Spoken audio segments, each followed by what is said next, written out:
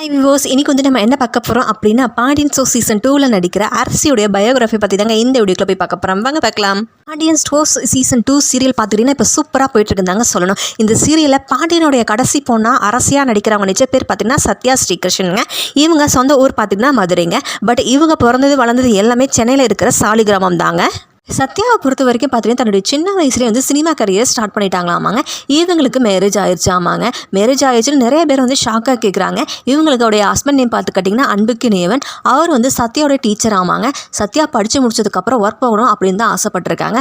But வந்து இவங்களுக்கு extra curriculum ஆக்டிவிட்டீஸ்லாம் இருந்திருக்கு. ஸோ அப்படி வந்து ஒரு கல்ச்சரல்ஸ் ஃபங்க்ஷன் மூலிமா வந்து லயோலா காலேஜுக்கு போயிருக்காங்க. அங்கே அவங்க ஹஸ்பண்ட் வந்து ப்ரொஃபஸராக ஒர்க் பண்ணியிருக்காங்க. ஸோ இவங்க ரெண்டு பேர்த்துக்கும் வந்து அப்போ லவ் ஸ்டார்ட் ஆகி வீட்டில் எல்லாரோட சமத்தோடையும் மேரேஜ் நடந்து முடிஞ்சிருக்கு.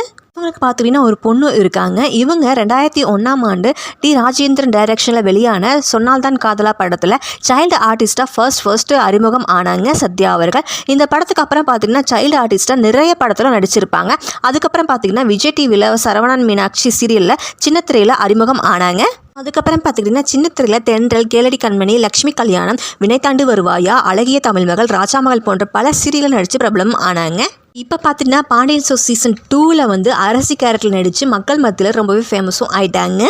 ஸோ யாருக்கெல்லாம் வந்து பாண்டியன் ஸ்டோர்ஸ் சீசன் 2ல் அரசியாக நடிக்கிற சத்யா அவர்களை ரொம்ப பிடிக்கும் அப்படின்னு மறக்காமல் கமெண்ட் பாக்ஸில் கமெண்ட் பண்ணுங்கள். அண்ட் மறக்காமல் லைக் பண்ணுங்கள் அண்ட் சப்ஸ்கிரைப் பண்ணுங்கள். நன்றி, வணக்கம்.